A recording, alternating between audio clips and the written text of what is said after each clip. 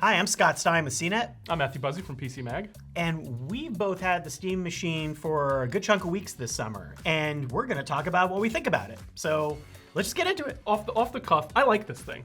I think it's interesting. I think it's kind of fun.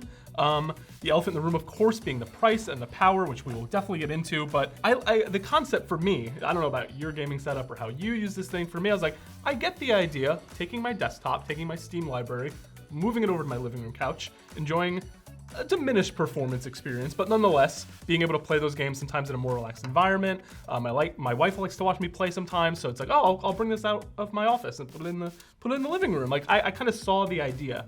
Now, is that an expensive way to do that? Yeah. Yeah, and I feel the same way. Like when I use this, I got to see it in November. I've been lucky to kind of fly out and look at it. My thoughts then were like, yeah, I get it. They're trying to put Steam everywhere and kind of continue that Steam Deck journey. And this had been promised for like a decade where they were looking at the idea of this. And then it's like, oh, we really got this. And then the question to me was, like you said, was price versus performance. And I thought, okay, this kind of looks like console. Even back then, I was like, the performance didn't look like it was that great. And that was my thought. And then lo and behold, same thing. It's like, actually, it's better performance using it at home than I think I had in those very early demos in November where they admitted that the games hadn't really been optimized.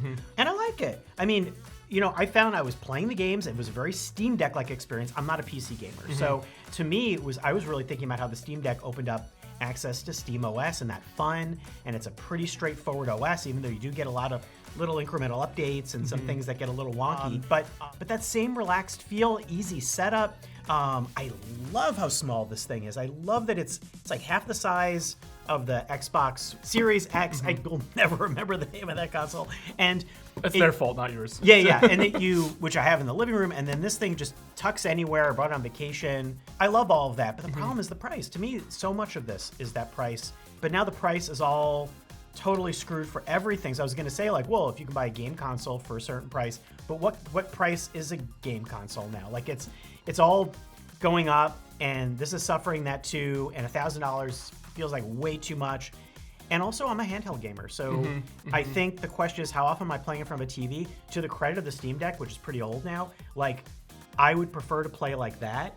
And then I found like, oh, this is cool, but I'm a handheld person. Sure. So that's the.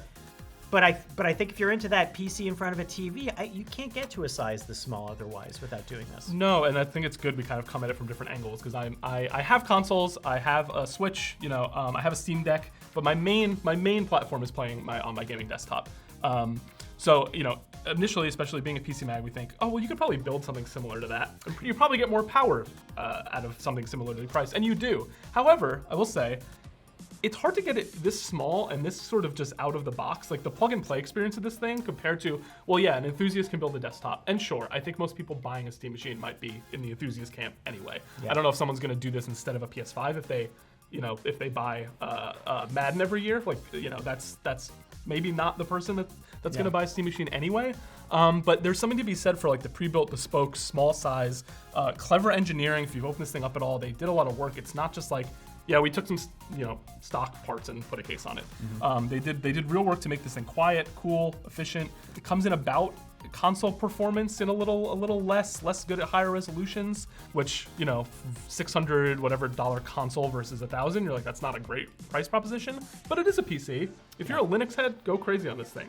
Yeah, I love the flexibility with that. And again, that's the problem is we are now comparing against consoles that are like 6 years old, and God, time is going by fast. And so that is a long time, and to feel like something is like not eclipsing that and costing more, it's just totally rough. And Valve obviously looks like they were as caught by surprise by the price situation as everybody else.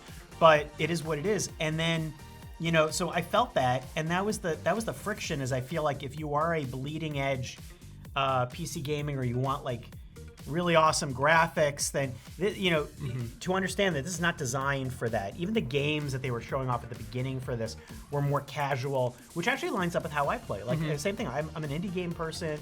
Good experience. I didn't change the graphic settings much, and so I wasn't doing yet heavy benchmarking because I also feel like it was clearly not designed for that. And I think this is the thing, is that they recommend 1080p settings. Yeah. So I was like, I'm going to keep it at that.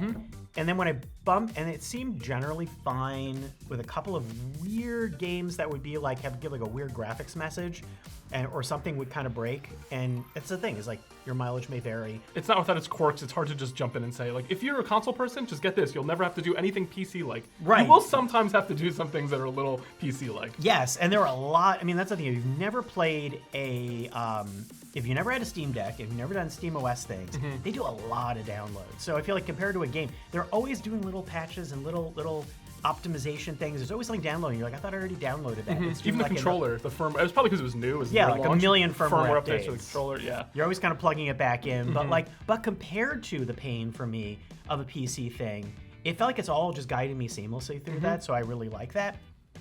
And I just kind of went with the flow on that. But if you're not the person who's going to go with the flow and you want to optimize, then to me it's like, well, yes, you're going to be a pro PC setup person.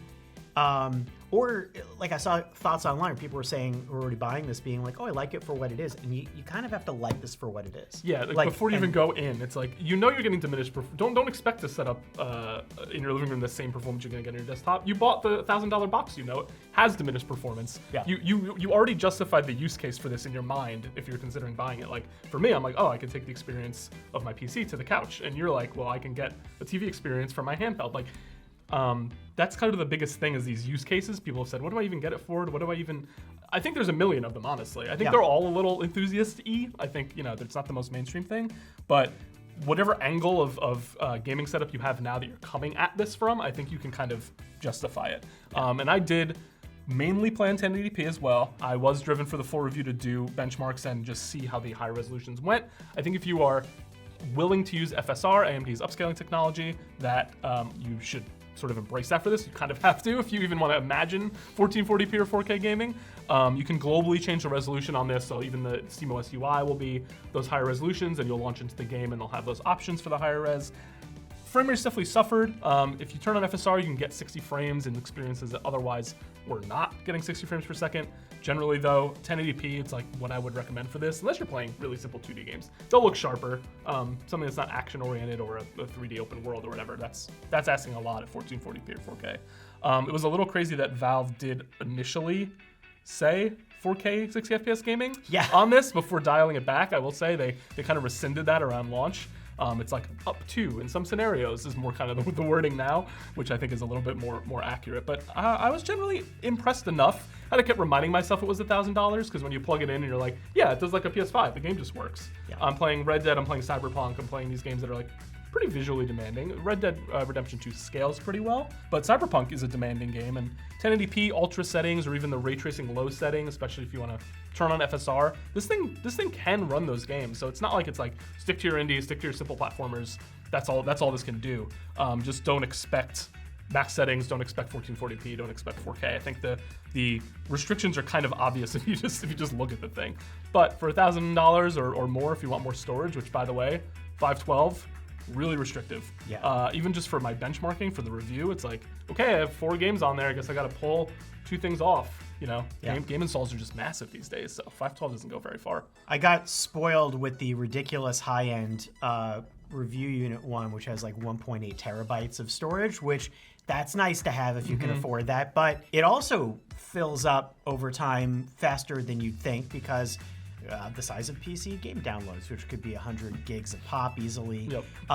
The thing for me too about this is that I just felt like I love this as an initiative. I love this as a statement, as a moment in time. I think it's tough because, game consoles have all kind of blown the hell out of the water. But also even where things are going, like the fact that this feels like it could get more powerful, and the Steam Deck is now aged somewhat, and you think they're going to do a Steam Deck 2 at some point, and what would that be? And now that price has probably been cut out from under them too. They're like, right. And now that's so expensive. And that was the whole thing I love about Steam Deck, was that originally it was like, $400 or something, or a $600 thing that suddenly could play a lot of your PC games and on the go, and even have a dock that would basically be kind of a kludgy but kludgy kind of nice way to play your games, almost like a Switch. And now this is breaking that out in a much more specialized, more expensive thing. It's kind of like Xbox in that they want Xbox to be everywhere. Yeah. They want SteamOS to be everywhere. But it's different in that they're building hardware for it. I do like over time, I feel faith that Valve commits to its hardware pretty well, at least historically. Like the deck experience has gotten better and better and better. Yeah. And they seem to be very committed to games routinely being optimized for deck, but I also don't know if that's based on how many they've sold. How well will future games all be optimized for Steam Machine? That is the biggest question, and you hope it's going to be almost all of them that really start meaningfully doing that, and then will you start having, the other question I would ask for you is like, what are the odds that PC manufacturers start to kind of mirror this model? Because they almost build reference devices. It's like, yeah, that's what I was going to say. Yeah, deck becomes the model for SteamOS on other things, which I hope can be the case here if the hardware is affordable. Yeah, a little bit like the Microsoft with the Surface scenario. It's like, this is what this form factor could be. Go forth and make them. That could be the case here. Not that it would be the first small form factor PC, but in this exact size, in this exact sort of plug and play pre-built scenario. And then the Steam Deck gave way. I mean, you can kind of credit the Switch, I guess, if you want to really take the two-handed big screen handheld gaming device first. But both of those sort of led the way to this bevy of Windows gaming handhelds. You got the Legion from Lenovo. You got the Asus Ally. MSI has the Claw. Acer has one now. There's plenty of them out there. So that kind of was a proof of concept. The Steam Deck's like, hey, do this, and they're doing that again here. The price might make that a little prohibitive now. Again, that's not Valve's fault. That's just the component market. Every PC I review, every phone review I see, it's like it's $200 more than last year. Shrug. They wanted to launch this, $800 around there, which I think is a lot more palatable. Yeah. So it might be a bit harder for these future manufacturers to come in and say, here's our cheap pre-built. They might all be expensive pre-builts. And much like the Windows handhelds, and this happened to phones too over time. It's like, here's the cheap phone. Now they're all $1,000 flagship phones. And now like all the Steam, the MSI Claw, which I saw at Computex, and we're in process of reviewing right now, it's $1,800. And that is so far removed from the Steam Deck's original price that it's kind of crazy. Yeah, it's all inherently like not affordable. They all seem like luxury devices now. And this is like the example of the build-specific gadgets movement in tech. What I also hope happens here, and this is a lot outside of this little machine, but considering Valve is a Steam and software company, I would hope that this is an initiative where they're going to start thinking about how Steam, kind of what I was saying, how it runs better on all devices. And in a way, this is kind of an initiative for that, where it's like, because it's a little underpowered, that could also create an impetus to create more meaningful optimizations that are less confusing, so that if you have a laptop that's not the bleeding edge one or whatever else, maybe you can open up these more Steam Machine-like modes that could benefit hopefully all devices. I feel like things are going to go there, but it's hard. It's hard to tell. I think so too, because because less new hardware feels like it's going to come out, because everyone's kind of like backtracking. So it's like, we better optimize for the middle here, or even the low end. It's kind of like, it should run on this. It should run on laptops that have been out for a few years, because these GPU upgrade cycles are getting longer and longer. This is kind of the laptop scenario. It's like, it's kind of stuck like that, and it's not as powerful as a desktop GPU. So you should optimize for it. And the Steam Deck, I think, has done that. Cyberpunk, and I'm sure other games, for example, have a Steam Deck visual preset. Like, it has made an impact. Like, you flip through low, high, medium Steam Deck. Like, that's one of the options in the game. Yeah, it becomes a lot more easy to figure out. Whereas, like, somebody, I'm on that side. I've seen it forever, but I've reviewed PCs. I'm embarrassed to admit that I'm terrible at optimizing and customizing. It fills me with triggers anxiety, and I don't like tinkering. I like the ease of setups, and so I feel like Valve is clear to that, and Valve is a company that, like, the bottom line is it's all about Steam. It's all they're the platform. The hardware is always kind of this adjunct. It's not the number one core to their business. So I feel like this feels like an effort to, like, as it serves the way that the games can run better in more places. Right, a showcase for its software, which we were just talking about Pixel phones. Google kind of has the same mindset. They don't sell a giant number of volume market share wise of those phones. It's like, here's our software, here's our OS. Take it to your own hardware. And we did see the Lenovo Legion. They have a model with SteamOS. It was like the first non-Valve hardware. It's pre-built, pre-sold with SteamOS. So that's already an example in the wild. Valve has put on its website in the FAQ about these things, that they're working on adding support. I think the SteamOS experience, the environment that this launches into, obviously way more mature than what the Steam Deck had.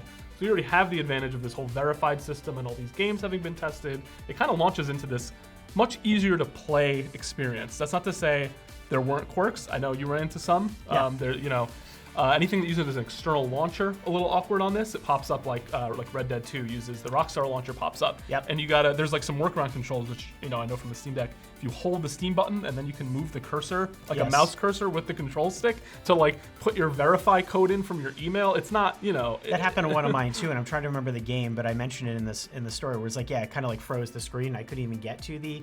For some reason, the cursor wasn't coming up, and I was like, maybe I should plug in a keyboard. But the other thing too is I do really love that there was no instruction manual. Which at first I was like, what the heck? And then it literally was just like scan the QR code. You just sign in through your app to SteamOS, and boom, this thing became the same environment as my Steam Deck. So it was like same order of the games. They have some good pop-up instructions on screen, like to guide you through when you first launch it. Yeah, to get all of your firmware stuff, the order to plug in things like the puck. You don't even need the wireless puck because the wireless protocol for the controllers is built in here. But it just felt like that nice single environment thing where boom, already I'm on. It's got all the stuff that I wanted. It's a seamless extension. So if you already have a Steam Deck, you're sitting down here, it just feels like you moved to a new screen. It's lazy easy, and I really admire that because I don't feel in the Windows gaming handheld space. When I have tried playing them, it has felt like a nightmare. It just felt like, can I just get to the smooth, easy part? And they keep wanting that Xbox overlay, but then you got Windows to deal with, and it's not just going to launch directly in.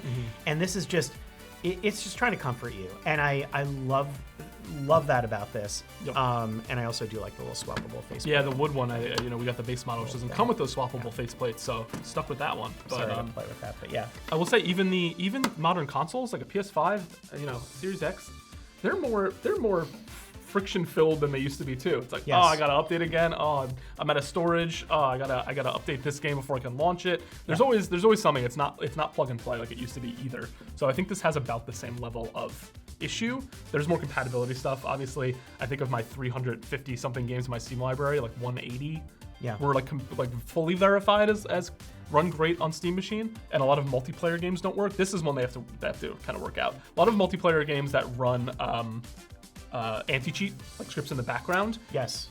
Not Linux compatible. They're working on it, but they won't run full stop, even if you want to play offline. Yeah. Because that's like the deck too. Yeah. It's like there's these weird frictions that a lot of that stuff remains pretty true. And it's interesting because then it's like a philosophical argument versus like the do you buy this argument. But I will say, like you're saying, as game consoles start to feel more and more up in the air, especially with what's going on with PlayStation and Xbox, I, from the outside, have never felt more bullish about the idea of a PC as game console than I have now. I think they proved the concept as they wanted to. Yeah. So I feel like in that sense, like there's all this criticism about it, I'm like, this really excites me because I feel like it really, really is here. And now it's a matter of like, oh, can it perform better? Oh, can you do this? Can the price be lower? But like, it actually has been achieved. And like you said, like the difference now feels much more like a little checklist than like, this is more of a console than it is a PC, and even though it can be a PC. Right. Yeah. I think I said in my review, like I wish the price didn't dominate the discussion so much, because I think there are so many more interesting things to talk about, and I think it largely succeeds. Again, quibble over the performance all you want. It's not going to blow anybody out of the water. I think it's like acceptable. Generally. If it was $700, it'd be a totally different story. Exactly. Yeah. If it came out a few years ago, would be a slam dunk. Yeah. That sort of thing. Yeah. So there's concessions. I like it. I think it's easier to say I like it than it is to say you should go spend $1,000 on it. I think only you know if that fits your gaming setup and your budget. So that's our opinion on it and how it fits into our lives. Yeah. So that's a story on Steam Machine right now, and it is a work in progress. And so was the whole gaming landscape. So. If you have more questions, let us know in the comments, and we'll have more to come on a whole bunch of gaming hardware and things like this in the future. Thanks for watching.